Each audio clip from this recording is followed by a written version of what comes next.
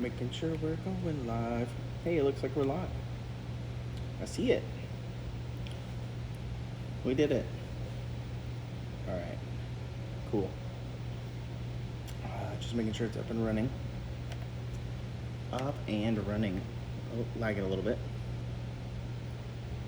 Let me know when you're here. I think I have chat pulled up, but it's under Reaper's account. Hi, Wendy. I see your pug. I see your... Is my camera zoomed in? Nope, we're good. I can push this back. How's audio? Should be able to hear me pretty decently. We did it.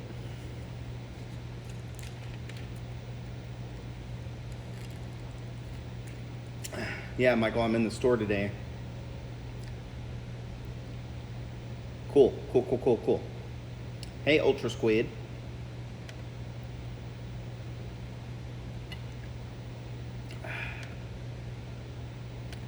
All right, close the stream. Just getting everything set up. My phone and stuff is charging right here. Oh, I don't know what happened there. Hold on. My camera's been acting up recently. It just randomly drops the... Hey, John.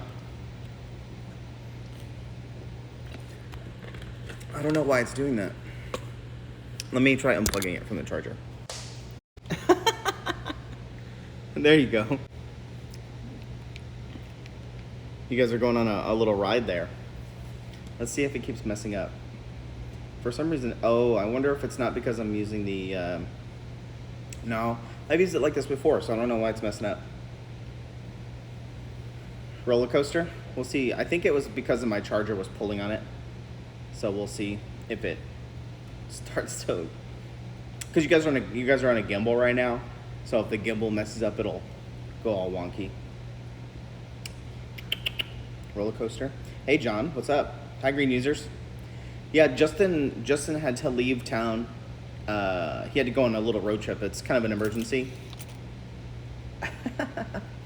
It's an emergency, so he has to go to Tennessee for a funeral and such. So he is on his way there. So I am in the game store today. I was trying to figure out kind of what to do in lieu of being in the studio and things like that. And like I want to do mold making because I have some molds that I need to cut and make, and I think that's fun content for the stream, especially talking about how molds are made and things like that. But it's so loud in there right now because all of our AC is being worked on, and so there's fans everywhere, and they're gigantic fans, and it's loud. So I don't think the audio quality will be good. So I figured that we would try to do something in the store today, and it's something that I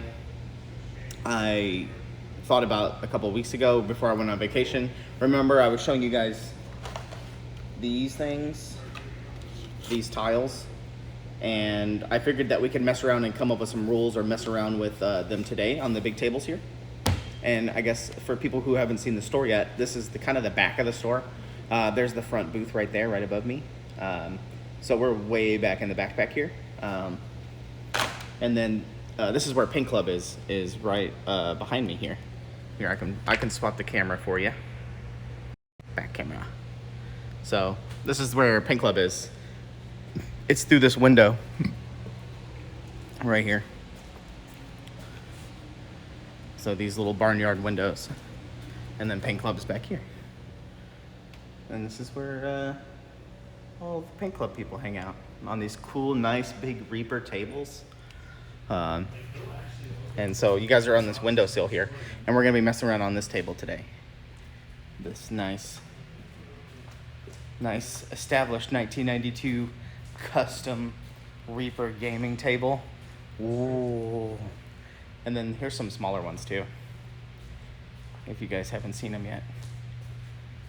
But yeah, that's what we're gonna be doing today. I was just letting my phone charge a little bit before I took y'all off, but it needed to be swapped over. Front camera. There we go. Bonk. Beep. Yeah, they are sweet tables. They're custom made. These were painted with Reaper paints, actually. These tables were. And they're custom built. Hey, Albeavison. Big beautiful tables. Yeah, I like them a lot. John O. Redbeard. John O. Redbeard. That sounds like me. My name is John Overton. J-O. John O. And then Redbeard. Got a little bit of gray in it too. A lot of little bottles to paint. Yeah. No, the cool thing about this is that they got big batches made of it, so they could do big batch painting for it, you know? So, that's what a John O stash. Nice. So I looked over there and I saw they have these cool battle mats, and I figured that I would get that and roll that out. So I'll go ahead and, I guess, get that set up. We'll do it like this. Bonk. And then I can still see chat over here. But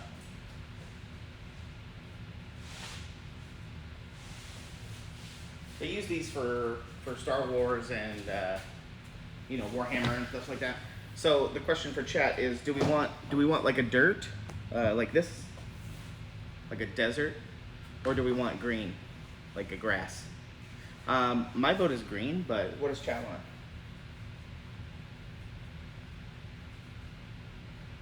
Green? Okay. Green? All right, cool. We'll go with green. I'm glad you found your ring, Sardici. I'm glad you found your ring. Wow.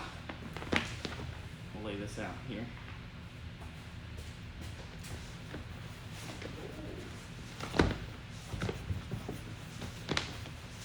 So I don't know where, I'm gonna ask Collins where he put all of his stuff for ReaperCon last year. I'm assuming it's in a box, put up in a container or something like that somewhere for ReaperCon, but he has a bunch of stuff made up, so we might use some of his terrain stuff as well in the future. But for this in particular, we'll just mess around with this for now. Where do I want to put this?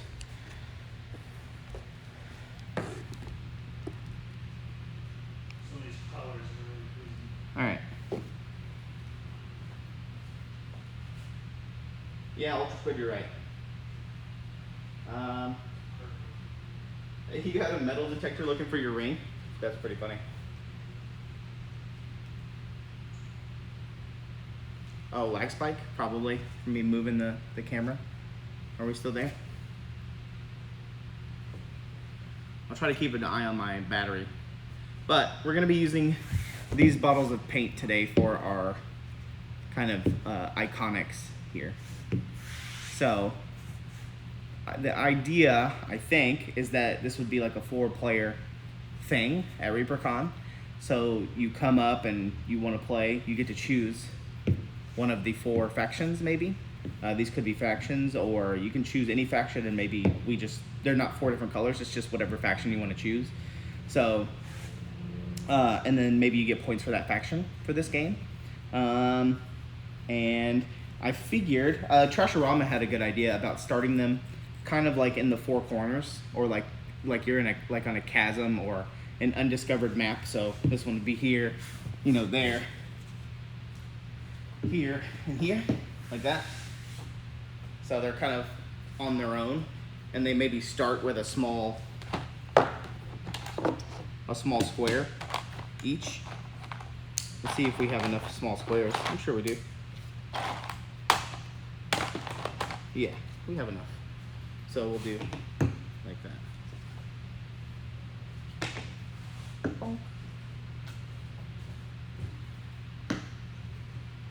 And this could be like a castle. Maybe we're like in a castle or something, and it's undiscovered right here. I think that'd be cool. Let me check chat real quick. Okay, cool. So it'll start like this, and then let's say we have all the terrain pieces that we have currently.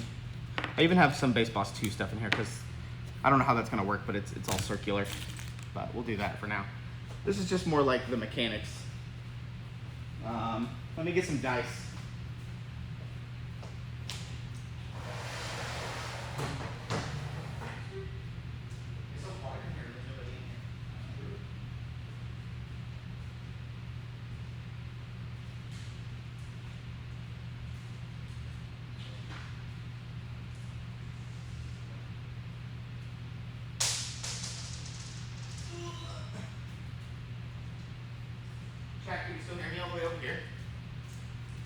swimming. We're back.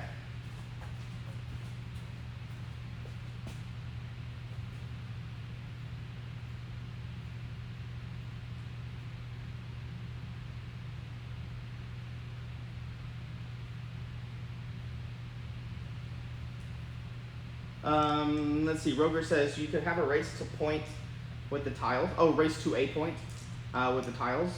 When your turn, you could place it on your run or on a competitor's run to block them. Oh, I see what you're saying. So on your turn, you're saying like you can spend your tile to block. I guess that's a good idea. That's an option. We'll mess around with it. I'll come back to that idea. Roger. So we have some dice. So let's say I'm this person and they go first. Well, I don't know how the dice is gonna work, but just because I don't know how many of these we're gonna have, like different types. Like here's a 2x4 tiled square.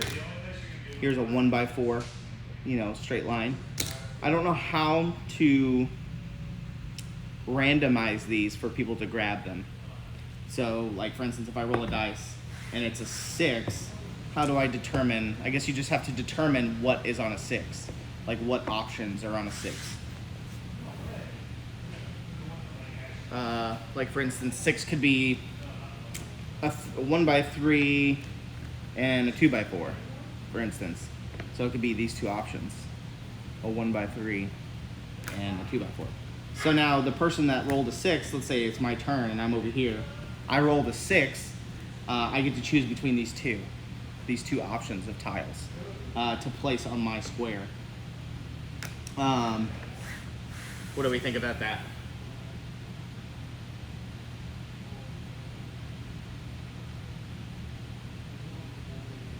I think it's an option. So here, let me go back to I'm gonna go to the other camera, the front-facing camera. Wide. Oh yeah, now we're talking. So here we go. So I rolled a 6 or a 1, and these are my options for whatever I rolled. And we would have a picture or these are on the table or something like that. And then so now here I get to place one of these on here. For instance, if I wanted to do this, like that. And then, I guess you could do like how many spaces you move as well. So you could roll for how many spaces you move. 1, 2. Like that. That's a cool option too. What did you say? Palo Sapep says, smaller lay area, maybe draw formation as a secret objective. How about 6 different buckets and you roll allows you to pick? Like 6 different, so when you say buckets, do you mean 6 different options? So like this is an option, this is an option, like 1, 2, 3, 4. Where's a big one? Oh, we already have those like that. And we could also have a big one. So this could be like a 6. 1, 2, 3, 4, 5. And then it may be a 4x4. So a 4x4. And those are your 6 options. I like that, Roger. So Roger says, so let's say they start out like on, how would they start? I guess they could do like this. Each player starts out like this on a 4x1 like this. They rolled a move. So, they rolled a 6. 1, 2, 3. Now they get to roll for a tile. So now they roll another dice for a tile.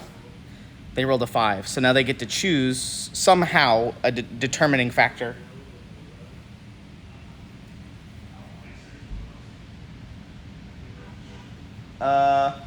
That's a good point, Jono. We don't have the goal yet. It could be they're trying to find treasure. Because what could happen is, when they discover a tile, like whenever they roll dice to pick a tile, they place the tile anywhere that can fit on their block, right? So let's say I do this. Boom. Now, 5, 6, or 5. As soon as they enter into this area, maybe we can roll like a random encounter thing, or the person running the game can decide, oh, there's a monster in here, or there's a pile of treasure, like this could be a pile of treasure inside of here, and then they have to go and pick it up, or go around the monster, or destroy the monster, or whatever. And not every room could have like an encounter. Let's say they move all the way over here, then they choose another tile and they want to do this, and they keep going. And then, you know, eventually at some point, maybe they're trying to work their way to the middle of the table. All 4 corners are trying to make their way to the middle somehow, or something, or they could all start on this side, like this side of the table, and try to make their way to the other side of the table, like a cavern, like make their way on the other side of the cavern. Ooh. So Jono says like that, some thoughts based on the D&D board games. Lieutenant Floby says, or each tile has a set value. Something up to 5 tiles in distance, long, wide. Zachariah says. Predefine entrances and exits on each tile. This prevents them from making a straight line. That's a good point. Who said it? Lieutenant Floby? Yeah, Lieutenant Floby. So you could say like, this is an entrance, or you could say like these there are 2 doors here. Either one's an exit, one's an entrance. So you'd have to do this. And then the only way to go out is like this. Like that. And that's the only way to go out on that side. So then they can go this way. But they could also choose to do this. Entrance and exit. Like this. I guess you could do an entrance and exit on all 4 sides on this one. And that could be beneficial.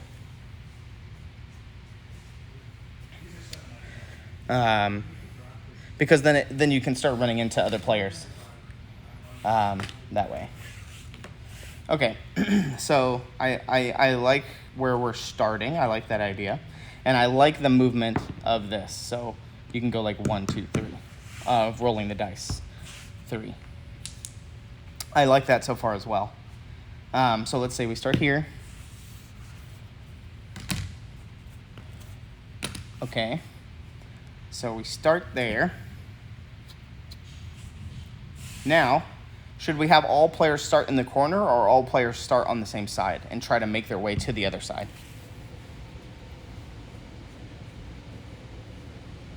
Ooh, Lieutenant Floby, I like that idea too.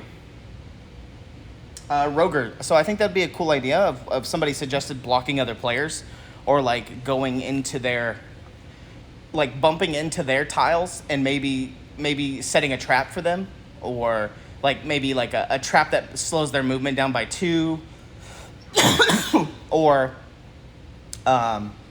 putting a monster in their room.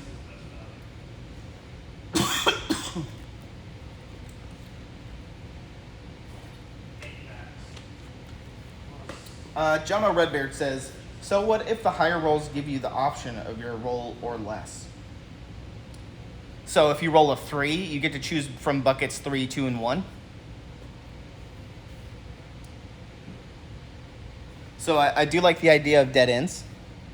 Let's see what it looks like if players start all on one side. Yeah?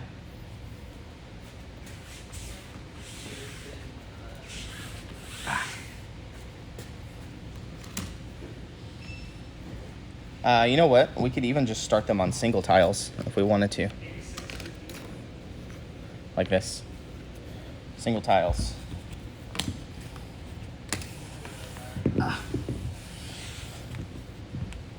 So, we got this guy. We got this girl. We got this boy.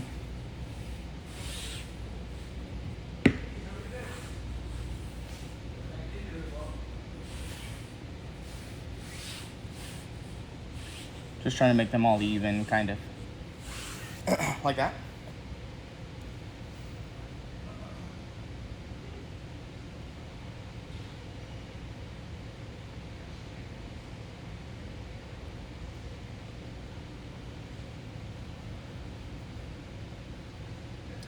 Okay. send them the beholder. And what happened, you know what would be cool? Another idea is that they could roll like maybe they can get like a portal or something that like jumps ahead X amount of spaces, or it can portal them to somewhere. Maybe they can get a spell or a trap or something like that. Something random. The more random we can get, the better, I think. That'd be fun. So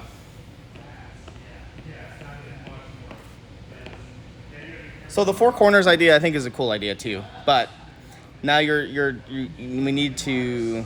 Are they all racing towards the center? But the problem I have with four corners is that there's not going to be a lot of instances for them to like trap each other.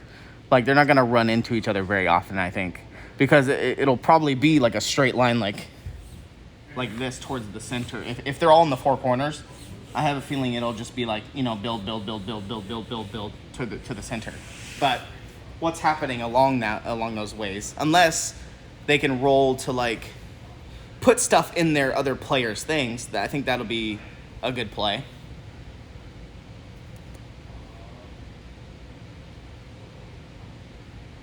Yeah, I think that'd be cool too. So like like this person finds a trap, and then they can use the trap on any one of the other players. Like send them back 4 spaces, or entangling roots. They can't move for 1 turn or something like that. You know, like basically like skip in Uno.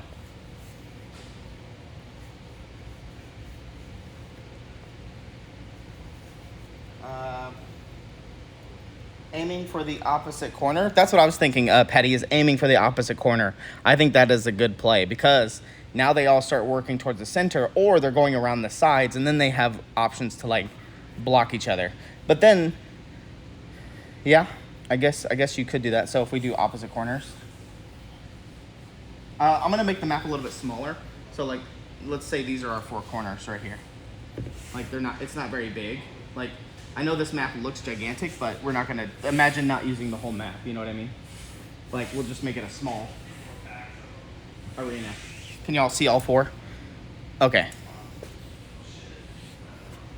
Here, let's do this.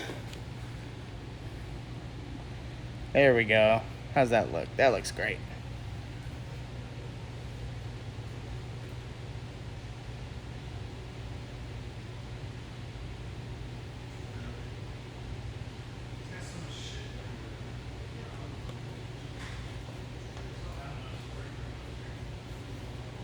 I don't know about putting classes with them, Jono. I think they're all whatever classes. You know what I mean? So I didn't grab my dice. Let's see here. I'm trying to get into a good spot. So, oh, you know what?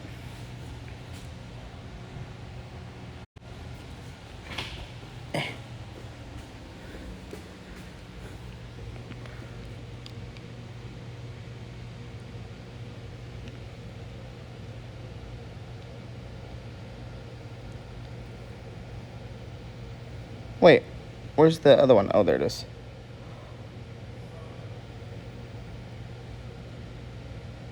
How's that look?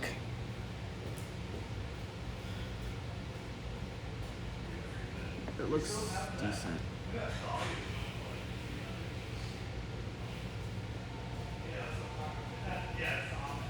I'm trying to set up the camera so I can see and do stuff.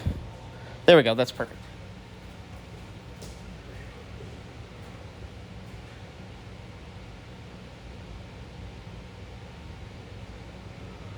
Okay, this looks good. Can y'all hear me? This looks good. Okay. So we got a small little map. So, all right, blue goes first. Let's say blue goes first. They roll. Okay, cool. They rolled a 5. They rolled a 5. So now they get to choose from bucket 5. They just randomly reach in and grab a random piece. Is that how we're thinking that we're gonna do it?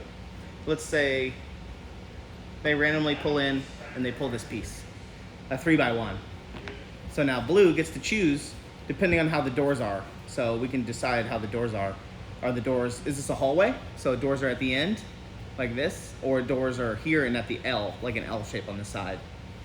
We could decide that later, but let's say right now it's a hallway. Now they roll a move. 5. 1, 2, 3. So now they have 2 more moves left. Now do they roll another bucket? Like they would roll another bucket. 3. So they pull into the 3 bucket and they pull out a square. Oh, look, they pulled out a square. So now, where are the doors on this one? Let's say they're here and here on the 2 corners here. So it would look like this, like that. So now he still has 2 moves, so he can go 1, 2.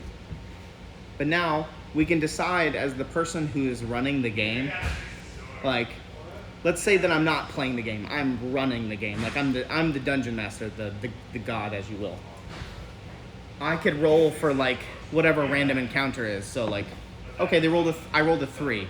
This person gets a spell. What spell do I give them? They get entangling trap. They get an entangling trap. So now they have that as a part of their tools, and I can print out little symbols or little cards or something to give them.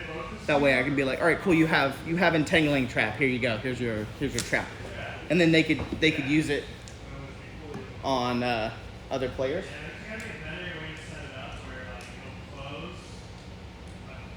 Okay, so that was Blue's turn, and I think they have to use, if they get something like this guy just got a trap. Let's say this is the trap. So he got a trap. He can't use it until his next turn. Like you have to use it before you move. How about that? So that way it gives everybody a 1 full round to try to get something or fight a monster or something like that. Okay, so next up is yellow. Let's do zigzag. Do we want to go clockwise?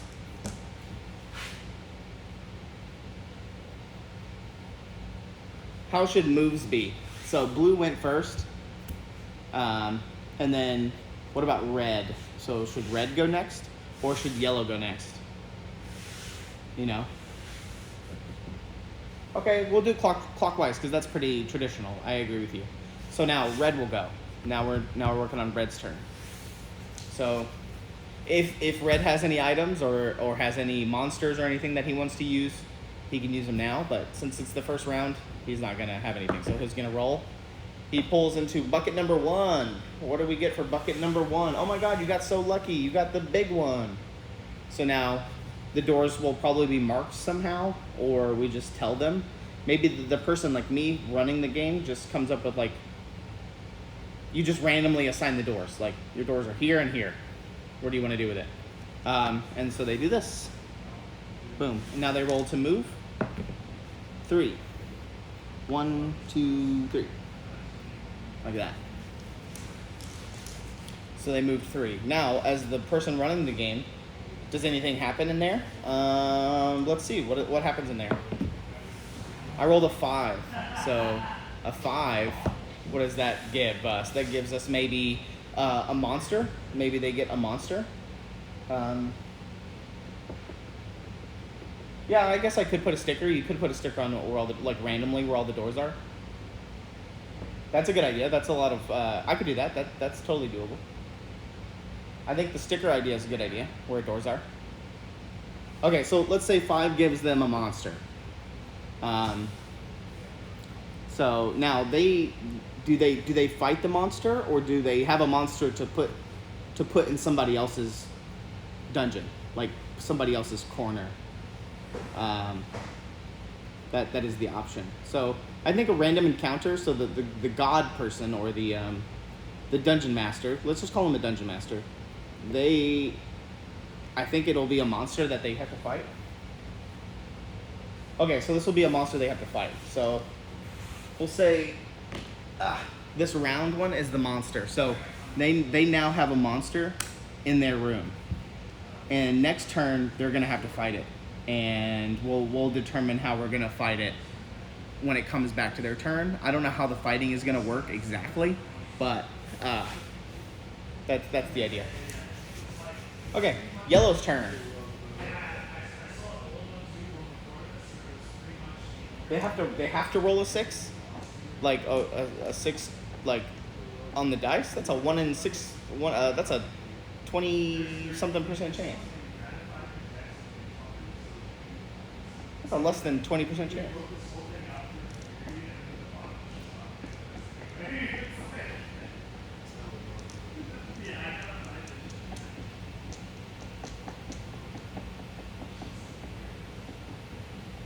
Oh, Jono, I like that idea. So Jono is saying that it could be an encounter that they have to fight, and then also a summon that they get.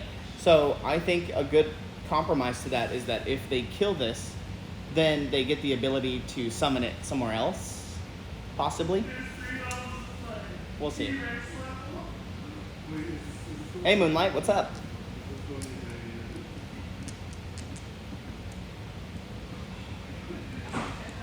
So I think another option is that if they kill this monster, they can cash it in to do another dice roll, or they can cash it in to make somebody else fight it, or those are two good options. I think cashing it in for another dice roll is pretty smart, because then they can get to the center faster, or they can trade it in for an item. Maybe they can poach it for an item. I think that's a good idea. Oh, or get another tile. Yeah, like maybe decide a tile before they move.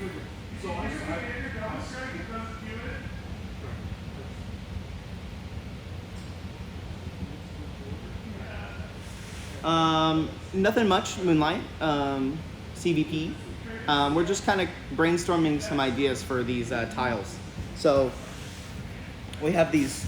We started designing these tiles.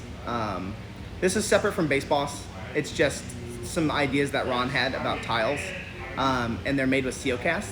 So we were experimenting with all these different tiles in the CeoCast material, and they work great. They're pretty cool. So we did some experiments with them, with cutting them, and see, you can see, if you can see on the camera, they're kind of rigid, or not rigid, but they have really cool perforated like seams down the middle right there. And we found that if you take your X-Acto blade and you just go and you make a little score, they snap, like snap really easily. So then you can make different sizes like this. So you can cut them to like different shapes and things like that. So like this 2x2 came from this big square right here. I just kind of did a slice and then broke it, and then it created this. So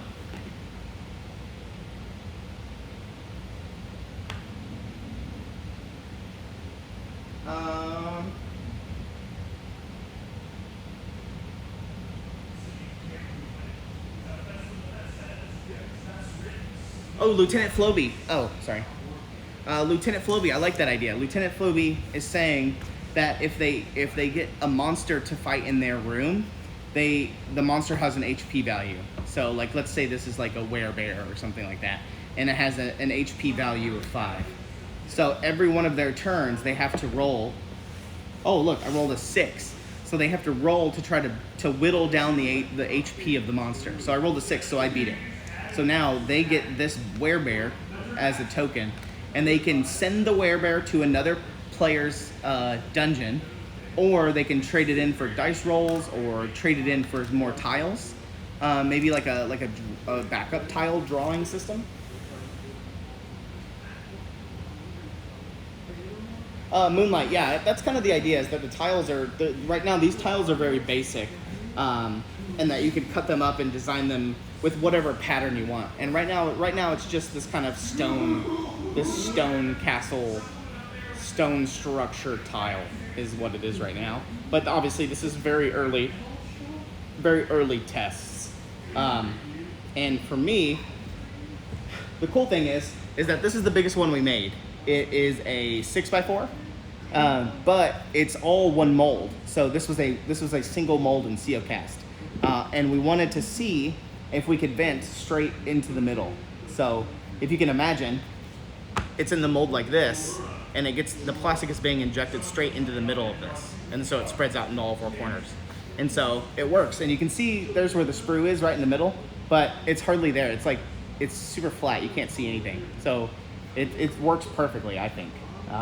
So that's the idea, is that this is one shot, and then as the players want to design stuff, they could just chop this up. like I have here with all of these little smaller ones.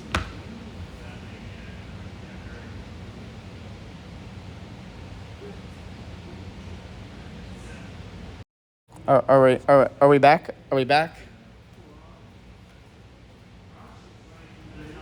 We should be back. I had a phone call.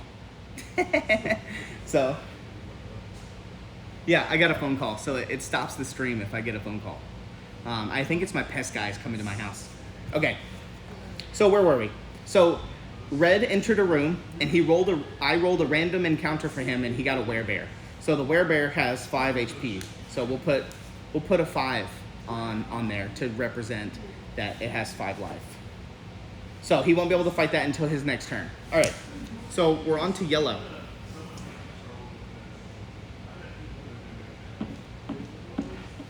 All right, so we're on to yellow now. So yellow it's their turn. They're gonna roll. They rolled a 2, so they rolled a 2. So now they reach into the 2 bucket. So there's a bucket labeled 2. They reach in there and they pull out this piece.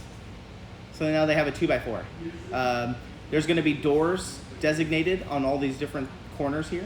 So let's say it's just like this. Boom. And now they roll to move. 6. They rolled a 6. 1, 2, 3, 4, 5. Oh, sorry, 5. And now they rolled again for random bucket. They rolled bucket number 5. They reach into bucket number 5. They pull out the 2x2. So the 2x2 goes here. Bonk. 5, right? 1, 2, 3, 4, 5, 6. 6. Boom. So this is there. So now me, as the dungeon master, will roll. They rolled a 4. They rolled a 4. So let's say 4s are not good. So let's say 4s are not good. Here, let's go get a drink. Let me switch camera. Okay. So 4s are not good. So let's say 4, they get there's like a wall of fire, or there's like a wall of brambles, or there's some stuff that blocked their way. So yoink. Telephone. El phono. Ooh, look. Ooh, painted models. Ooh. Ooh. Okay. Denton, the home of happiness. Okay. One second here. I'm gonna fix the camera. Oh, this looks really good right here.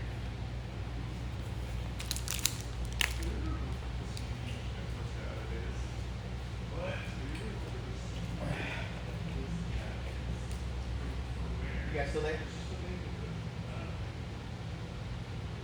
Test 1, 2.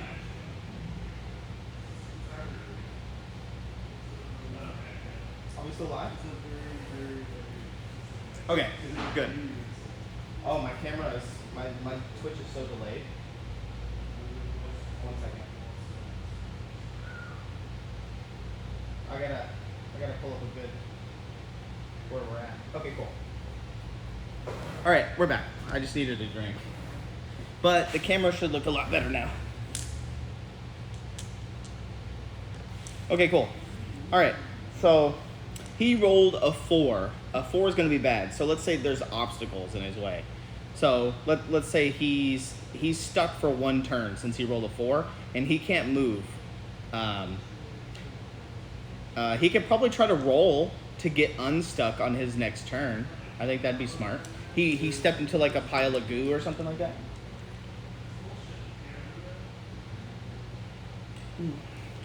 Okay. Player 4's turn, the purple. So purple's turn. Ooh, a 1. Ooh. So he rolled a 1. He digs his hand into the bucket of 1s. And he pulls out a long tunnel with the door being here on this side. So what did he roll to move? He rolled a 2. Very poor. No encounter here. Maybe we just don't do an encounter on the first room that they open. So I think that's a pretty smart move. So since this guy went into his second room and this guy went into his second room, that's when things start to trigger. But the first room probably doesn't trigger. That'd be just kind of safe, just so the first turn gets pretty good. So we're back to turquoise, blue. So we're back to turquoise. It's his turn. He has a trap that he can use. So he can decide to use the trap if he wants to, or he can hold on to it. This guy is currently trapped, so he probably doesn't want to use it on him. Now, did we decide that if they're going catty corner,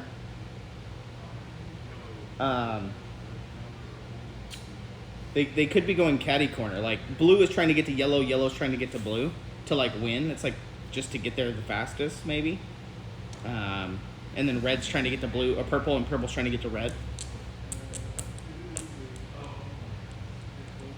I think that could be it. Or are they all still trying to race towards whatever is in the center, and then make it back to theirs, or go to the center, pick up something, and then carry it over there. I don't know what's going to be the best option. It could be just trying to get over here, like the opposite side, and you can do that multiple ways, by going in a circle or going straight across, or what. Okay, so it's blue's turn. He rolls to get a tile. He pulls into the 5 bucket, and he pulls out this bad boy. So he pulls out a 4x4. So now, this is in his possession. Maybe they could have like a hand. Like, instead of drawing a tile per turn, maybe they could have multiple tiles. Like, they draw multiple tiles, so they have like kind of like a hand of tiles that they get to choose from. What do y'all think about that?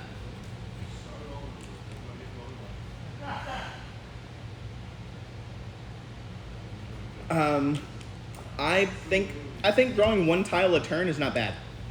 I think them drawing a tile at the beginning of their turn, and that's what's going to be placed onto their dungeon, I think that's the play. So we're going to do that. So we're going to roll.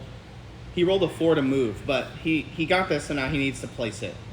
Let's say the door's over there, so he's going to place it like this. Bonkers, and he rolled a 4 to move. So now he moves 4. 1, 2, 3, 4. And that's his trap.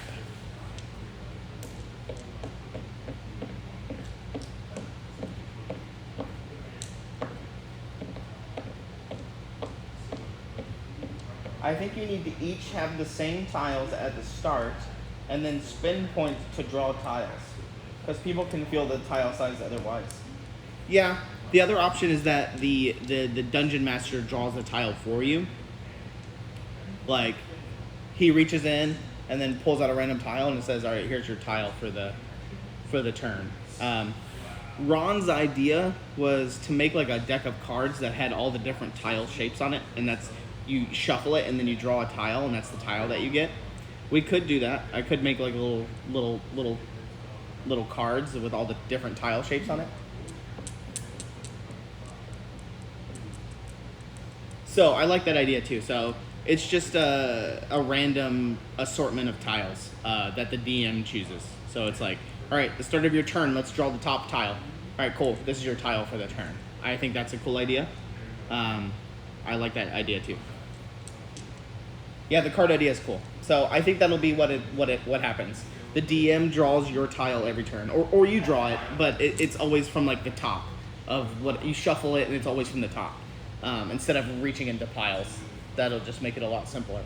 Okay, so you entered into this room, and now you roll. The DM rolls a random encounter. You rolled a 2. There's a shopkeeper in this room, and then so we could put like a little miniature of a shopkeeper.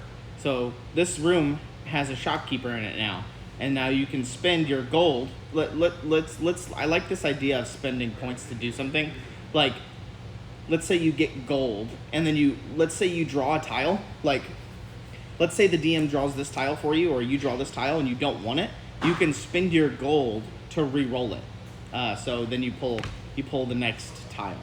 Or you can spend your gold to summon a monster, or buy a trap, or buy another dice roll or something like that.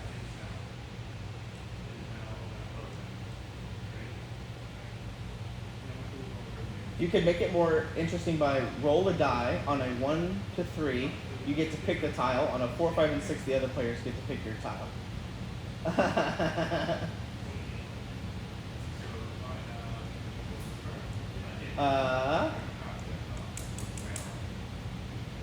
Well, the card thing is, it's you're never gonna find the correct tile because it's all random. So the idea is that they're trying to get to the other side with them interrupting and kind of causing havoc for each other.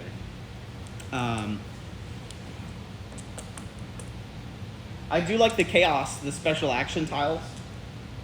So like something happens where there's like a portal opens up and it sucks the player somewhere random. And so I kind of like that idea. I like these random encounters tiles. Like, uh-oh, it's the monster phase. Everybody gets a monster or something like that. Like, instead of having one person fight a monster gets summoned in each tile that they're in, and they have to fight it before they can move. And then we can do the dice thing every turn.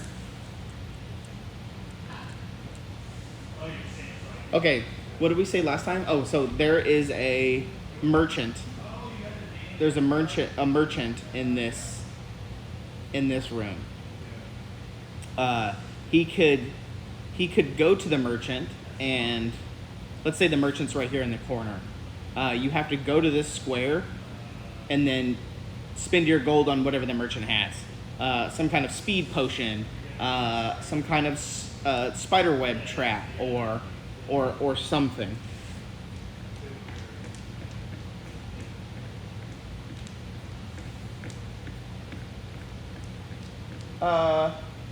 We're just going to use dice. So we'll just use dice, 1 through 6, just to keep it simple, with all the different numbers being different things. Okay, so he got this tile. He rolled a merchant, so there's a merchant in this tile. All right, on to Red's turn. So it's Red's turn. He has a werebear in his room that has 5 life. So before he can move, he has to roll dice each turn to try to beat the monster's life. Is that our goal here? I'm trying to figure out how we want the encounters to work. So for instance, if he rolled a dice, hey, I rolled a 5. So he destroys the monster, and then he gets gold. He gets gold for the monster, and then he can use the gold to do different things, like swap tiles, spend gold to add +1 to his dice roll or something like that.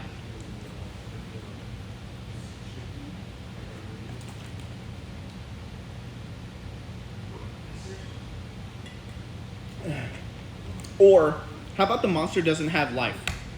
How about he just has to spend his turn fighting the monster? It's kind of like a trap, but he gets gold for it. And then he gets like a random amount of gold. So he'll roll and be like, all right, you get 6 gold for beating the werebear. There's so many options that we could do, but this is why I'm just kind of brainstorming and coming up with a few ideas. Let's see. Or you have like a move action and an attack action, or just a move action and another action, like roll a dice or whatever. All right, for right now, let's say that you have to spend your turn fighting the monster. So Red spent his turn fighting the monster. But does he draw a tile? At the beginning of his turn, does he draw the top card and get a tile? For instance, he could get this one. Does he build onto his dungeon? Probably not. This tile will probably go into his hand. Like, that's in his hand now.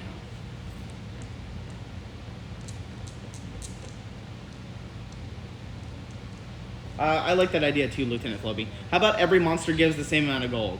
I like that idea too, to make it normalized. That way it's a little bit more special. All right, yellow's turn.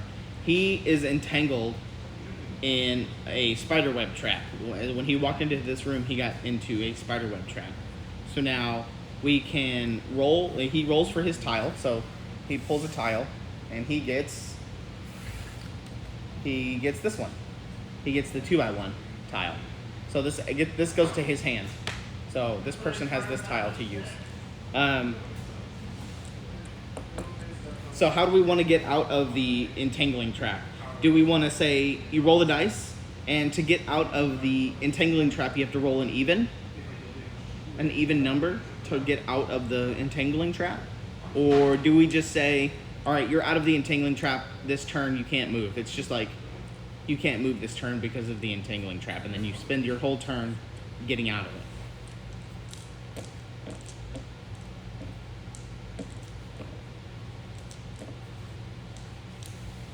I think that's a cool idea. All right, so let's say he doesn't use his whole turn, because I think rolling the dice for evens is a little bit too random. So that is that way. So it's purple's turn. Purple pulls the top card of the thing, and he gets a 2x2. So this gets added to his hand.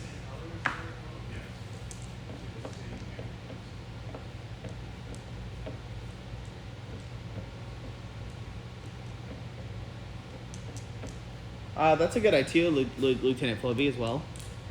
You could also just make it like that room has like a toxic fog that they can't pass through, or it's basically like a dead room, or like a dead end. I think that's a good idea too. So that way it makes them go another direction. I like that idea. So instead of just it being a monster and them turning around, they can choose to flee from the monster. How about that? They can choose to flee, so they don't have to fight, but then they have to like go a different direction. They can't go where the monster spawns. Let's say the monster spawns always by the door, an entrance to a door.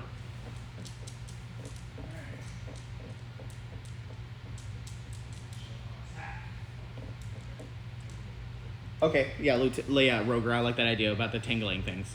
I do like the dead end. So for instance, let's say this is a dead end tile that purple just drew. He drew a dead end tile. So this is kind of like, let's say there's a bunch of acid all over the floor. This is like an acid pool or something like that. So they can't go into it. So they have this in their hand, or it gets placed. I say we don't have a hand. I think we place a tile whenever they draw it. So I think we do this. Like they have to place a tile whenever they draw it. I think that's the best way to do that.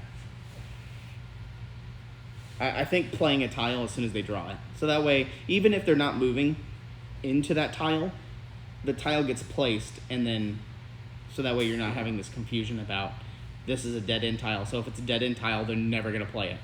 Or they can spend gold to place it on another person's thing. Oh, that could be it. They could use this tile to place on other people's thing. So, for instance, if I am purple, I wanna put this on blue. So instead of placing it on my own dungeon, I could do this. Like I could do that, and this is a dead end. Or you could place it like this.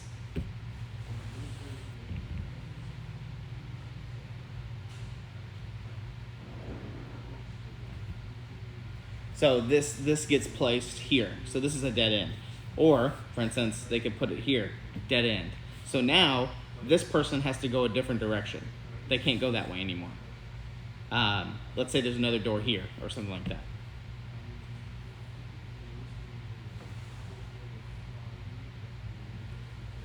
So I guess they could put it in their hand, but they could use it to kind of screw over other people. Like, we'll come up with an idea in a second. All right, so he drew that tile, this tile, and he decided to play it here. So we're gonna roll a 1. So I think 1 was good. No. This is movement, so he only moves 1. That's kind of poor movement there. All right, blue's turn. Blue pulls a tile. Oh, this is kind of a fun idea too. I just thought about this. So he pulls a tile, and the tile is a 1x1. Like it's just a one tile. But what happens if this is like a bad tile? Like a trap or a pitfall or a wall or, you know, this could be a bunch of different things. Because now blue can use this tile. It could be like a teleporter. It could also be something good. But they don't have to place the tile like this. You know what I mean? They could place the tile like this, like on top. And then have a player go pick it up or something. I don't know. Trying to think about if a one-piece tile is good, because I think you wouldn't want it to just be a single tile. You would want it to be something, like something is on this tile. Oh, secret door. That's a good idea. So a one tile could be like a door. So like, for instance, on this big square that this blue one is on, if the door was here and here, they could actually make the door right here. So they just basically make a door, like a trap door. I think that's cool. So now they roll for movement. They roll a 4. 1, 2, 3, 4. So now they're into the next room.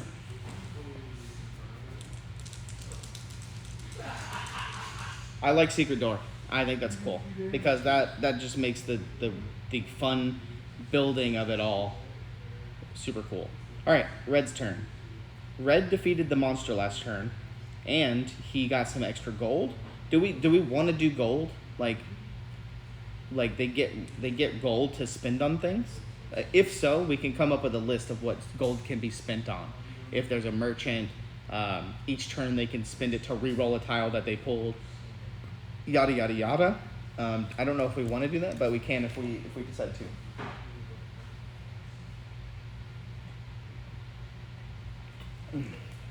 Yeah, a door can get you past the monster. That's a good idea too. All right, Red's turn. Red rolls, or he pulls the card up the top, and he rolls. He pulls this bad boy. So he pulls the V. He hasn't moved yet. Oop. Sorry, blue. So he hasn't pulled yet. All right, how does he want to put this? I guess he could do this, right? Bonk.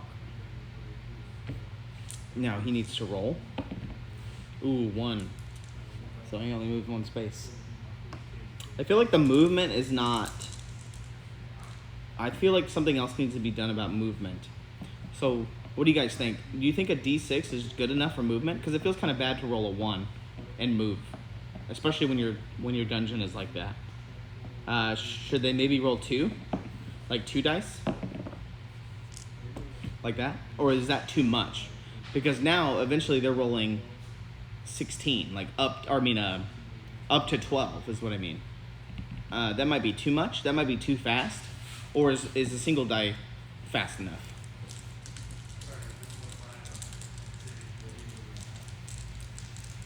I guess they could also spend gold to get another dice roll or something like that, right? So if they have some extra gold, they can. If he didn't like his 1, he's like, all right, I can spend 2 gold to re-roll it. Oh, I rolled a 6. Okay, that's much better.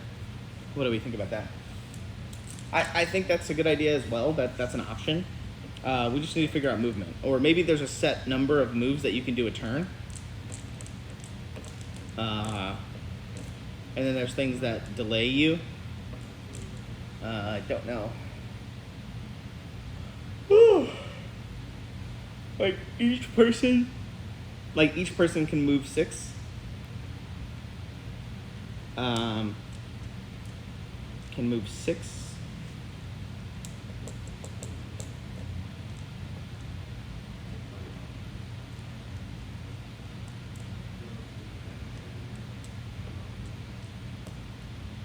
Okay, yeah, 2d6 might be okay. I agree, especially if there's things delaying it. Like, so what you could do, remember when yellow got it stuck in his trap? So instead of rolling 2d6, he can only roll 1 6. So he only gets 1 6 instead of 2d6. So it's basically cutting his movement in half, essentially. And then same thing for a monster, I guess. You could do the same thing for a monster, so they kind of generally work the same.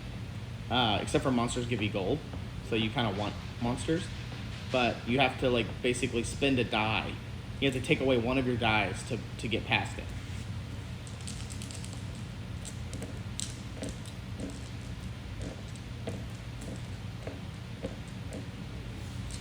Yeah, Lieutenant Floby, that could be the answer as well. So you're right. So if red was here, and there's a monster right here, if he rolled a 10 or an 8, he goes 1, 2, fight the monster, and then he stops there. That could be the option as well. That could be an option. He was here. Yeah, better late than never, mama. All right, so it's red's turn. Let's see how 2d6 feels. So he rolls 2d6. He rolls an 8. So 1, 2, 3, 4, 5, 6.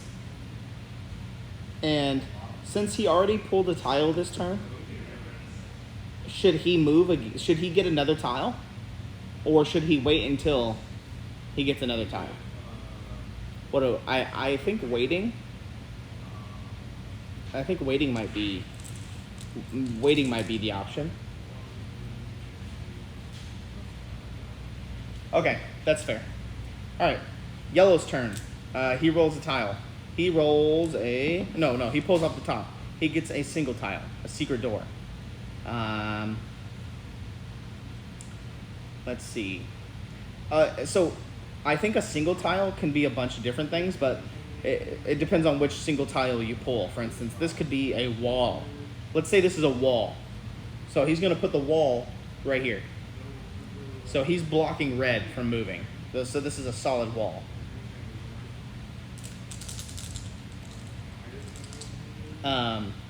That's pretty fun. And now yellow rolls to move.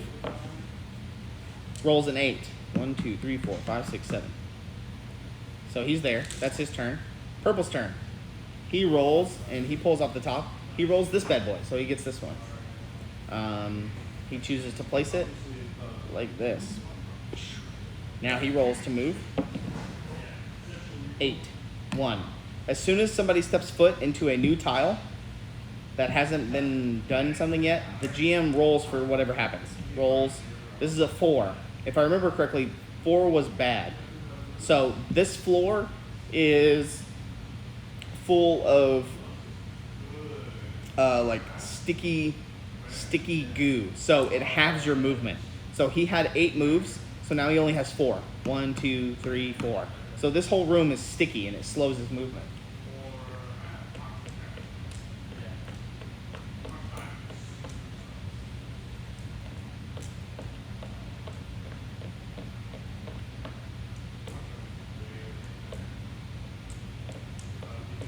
Yeah, you're right, slowing the game down. I think taking away the dice in half is good enough. I don't think making them waste their turn is a good option. I think maybe just like splitting it in half. For instance, purple, when he entered into this room, now every time he moves or somebody moves inside of this room, they only get to roll 1 dice instead of 2 because this room is sticky. Like it has acid or some kind of sticky goop all over it. Oil slick or something like that. So now we're back to blue's turn. He went into his secret door that he created, and so now he's going to pull the tile off the top, and he pulls a 3x1, 1x3. Bryce, no, I did not. I did not bring Justin a fish. I ate all the fish when I was on vacation. Okay, this is where it's going to get interesting, because now we're going to start getting into tiles being connected. All right, so this one goes here. Like, let's say, oh no, this is his tile, so let's do that. That's where the door is for him. And the tiles are slightly off, so I'm trying to... this would likely be played on a grid paper, so it's a lot easier to place the tiles. But like right now, let's say that. That looks about right. Okay, so he placed this tile, now he rolls to move. 6, so he goes there. That's the end of his turn. Red's turn. He rolls, he pulls the top card off the tile, and he pulled a 2x2. He pulls a 2x2. So, remember, yellow got a brick wall and put the brick wall right in front of him. So he can't go there. So he's gonna have to go a different way. And this determines, I guess, based on where the doors are on these tiles, which we haven't really decided yet, but we're thinking about making all the doors random, but I'm not sure. I say maybe not random or something, but because the other option is if the doors aren't there, then you can just place it like this. So you have to go around this kind of brick, this kind of wall, or you have to go this way if there's doors. You have to go like a different way. I'm in the favor of doing this, just so it's less prohibitive. But now they roll a 3. 1, 2, 3. Let's go that way.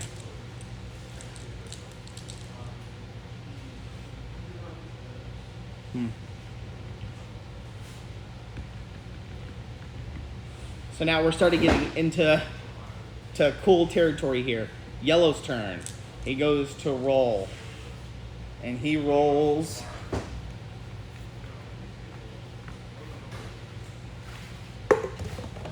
this 4x4. So he's gonna obviously place it here. Let's say it's like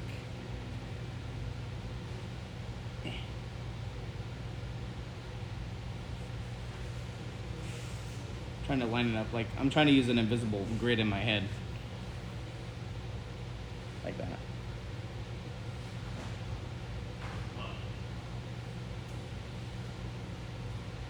So we're slowly building out our dungeon here.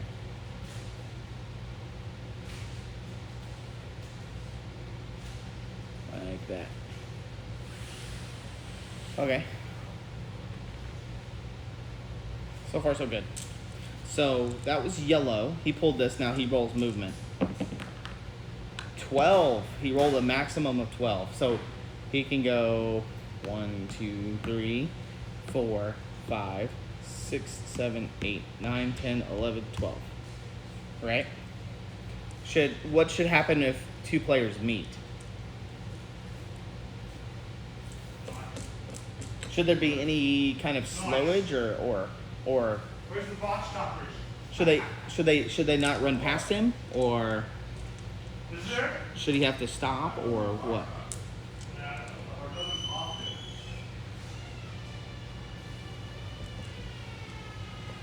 Unsure.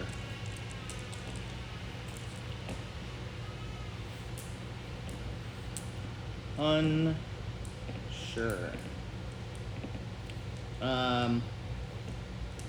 It's something to consider.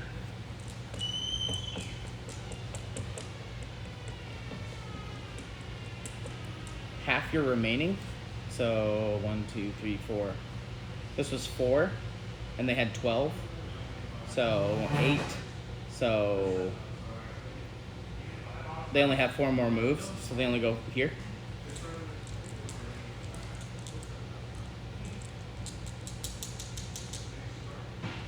So instead of the full 12, they only moved 8, I think.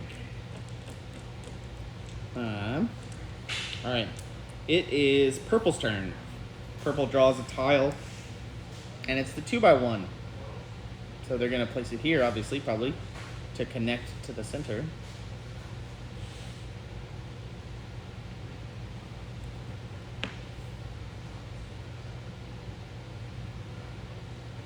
Like that. Now they roll movement. 3. So they roll 3.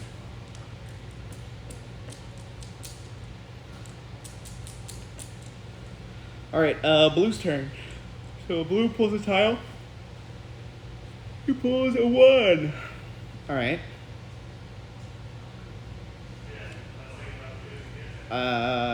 Here's a cool little play. So he pulled a 1. So let's say this is a brick wall like we did earlier. Let's say he puts a brick wall here. Right there. So now yellow can't go past. Yellow will have to pull something else to go around or add on to the dungeon in some way to go around. So now blue rolls 3.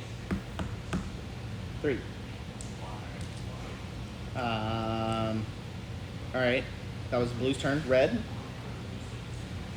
goes and he pulls 2x1 as well. But now let's say I'm the DM and I say this 2x1 has a special action on it. I roll a 6. What happens with 6? They find an item, or they get a spell, or something happens. They get something on the dice roll of 6. So let's say he's gonna place this here. 2. So red gets something for rolling 6. Either he gets to choose where he puts a monster, or there's a chest that gets put on that. It's some kind of a random encounter that happens for rolling a 6 while pulling this tile. He could choose to take tiles away. For instance, he could choose to do this. He could basically remove a tile from a dungeon. I like that option as too. That could be like some kind of catastrophic earthquake or something like that. I think that's a cool idea. And then, so that was red turns. Now he rolls for movement. 9, 8. So he has 1 movement left. So let's just say he can't move since he can't move 1.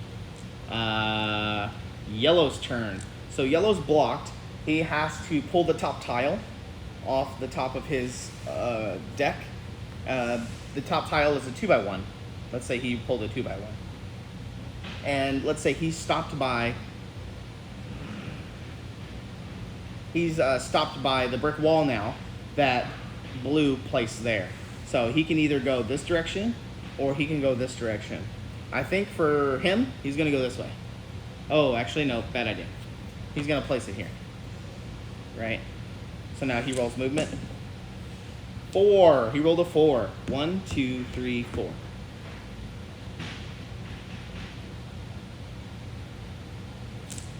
So there's 4.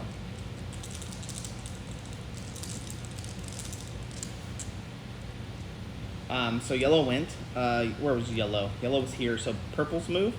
So purple pulls a tile. He pulls the 2x2. Now where does he want to put the 2x2? He can put it anywhere. It also depends on what's on this tile. So this tile could have a monster on it. It could have a treasure chest with treasure. It could be a dead end. It all depends on what purple wants to do and what this draw is. What do you guys say? This is a dead end? So this could be like a poison patch, like there's like a poisonous cloud, or there's some kind of mushroom or something in here. Hey, random ability could be remove trap. You know, like spend gold to remove a trap. Let's put this here. This is a dead end, so it's basically like a bad room. It's X'd out. It's like red. Can't go there. And now purple rolls for movement. 7. It's halved. Let's roll. Let's round down. So he gets 3 moves. 1, 2, 3. So he's there.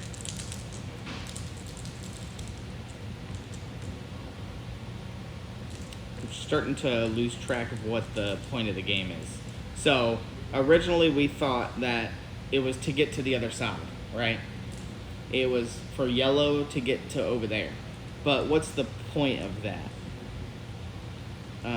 Do you get extra faction points or something for being first, second, and third? So you always get points for your faction, but it's depending on if you get first, second, or third, or does it depend on how much gold you accrue, or should this be like a battle to the death?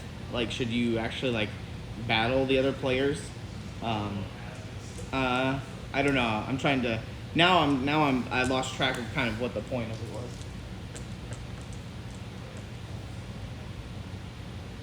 Oh, you're right, Zachariah. It could be mushrooms that are good or bad. You just roll the dice. That's a good point. I like that idea. So it's the mushroom room, but you don't know if it's good or bad until you go in there. You roll dice.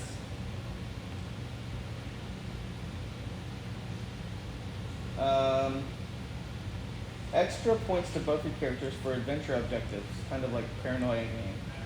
Yeah, extra points for faction makes sense to me.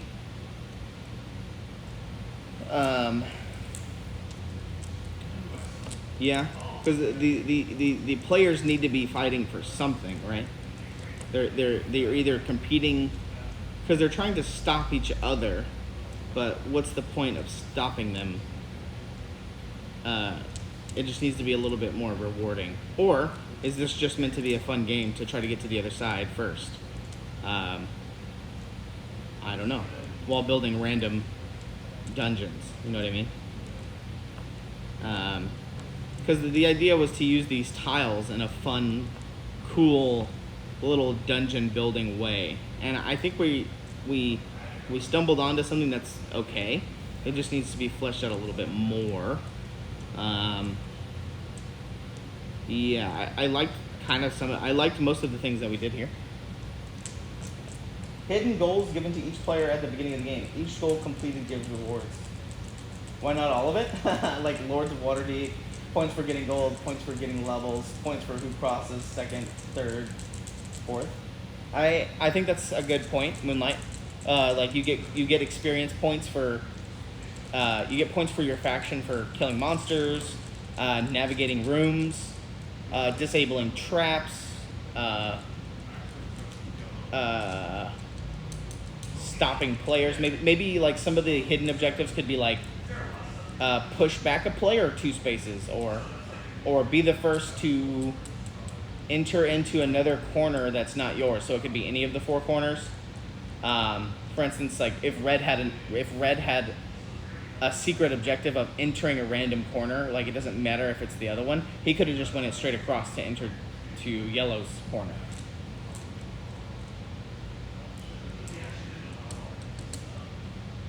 Reverse points for completion. 4 points for first, 3, 2, and 1. Yeah.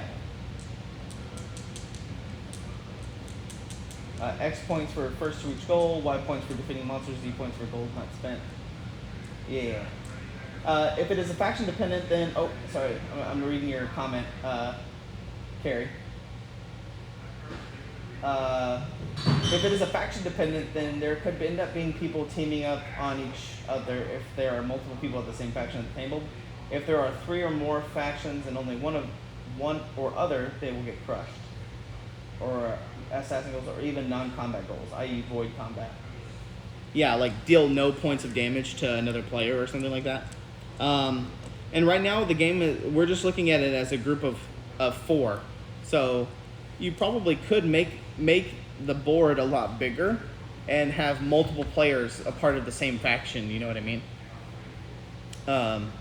That's a good idea. Or you could have what happens if all 4 of the players are working together? Instead of fighting against each other, what happens if they're trying to work together? That way, then you're looking at it like it as a different perspective.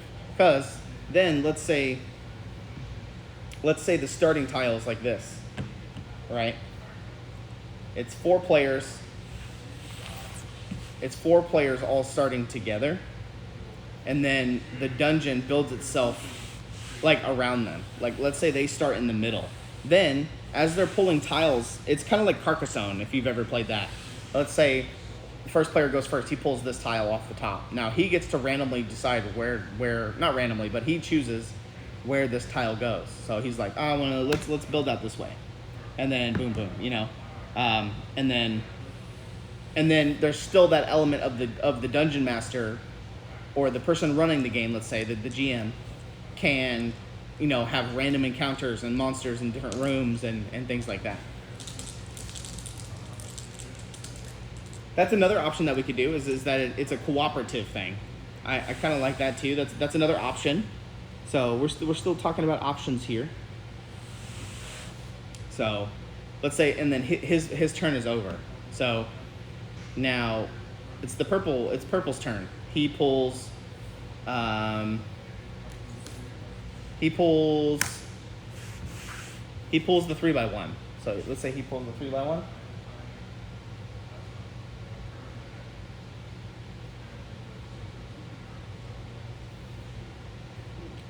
Yeah. Lieutenant Flobby, that's a good idea. So we pull this. It's purple's turn, so now he chooses it. And, you know, he's talking to his teammates like, well, where do we want to go? Or what do we want to do? And he's like, well, let's go check over there first. So he's like, all right, I'm going to put a hallway here. And so now he has set movement. Or, like, should he roll to move too? Double? 9? 1, 2, 3, 4, 5. So he's stuck there, right? He's at the end of the hallway. Yellow's turn. He rolls a 2x2. And he's like, all right, cool. Let's do this. We're going to build out this room. There's a door there. His movement. He rolled a 6. 1, 2, 3, 4, 5. 6, so they're in the same space, or he's here. And then random encounter, maybe this has gold in it. Like it has or treasure chest. It has like a treasure chest. So you have to go there to open that chest. Yeah.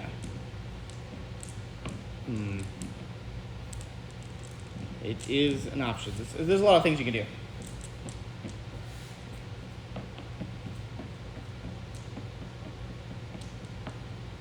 Thieves, steal some extra gold for your Thieves Guild tithe.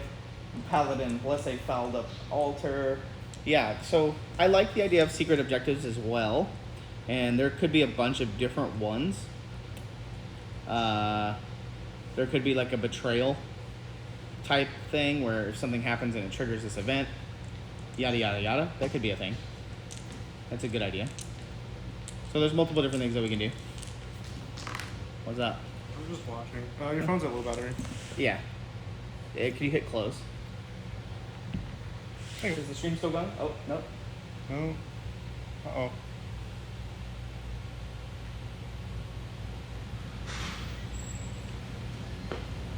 Looks like something happened. Hey, all right. Waiting for anything? Are we still good? Hello? Test 1, 2. Chat. Hello. All right, no, Do you need a power bank for your phone, Dom? No. Okay. I have one, though. Test 1, 2.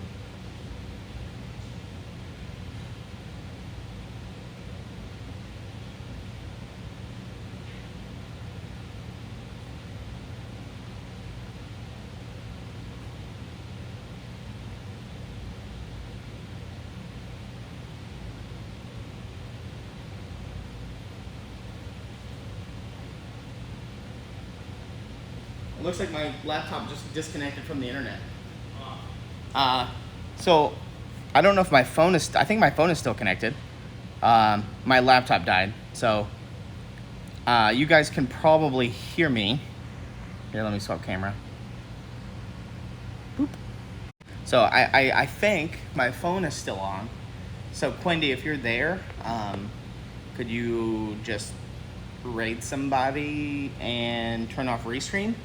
I could probably turn off restream on my phone, but we did run a little late, but it's okay. It's 4:20, blaze it. Thanks for hanging out with me. I mean, I think I learned a lot. We'll still kind of mess around with it. I don't know if this is going to be a thing for ReaperCon or not. It's just an idea that Ron kind of threw out there, and then I kind of started running with it. But that could be the case. I'm pretty sure, because my phone's on a different network than my laptop, so I think we're still live. But just let me know, I guess. I'm going to turn this off on my phone and then go check some things on my phone as well just to see. Thanks for hanging out with me, everybody. Thanks for all your help and all your feedback and input. Yeah. Have a good weekend. I don't know who's online right now, but probably Art of Mike Disney or somebody. If not, we'll just turn the stream off. Who knows? All right. Thank you. Bye.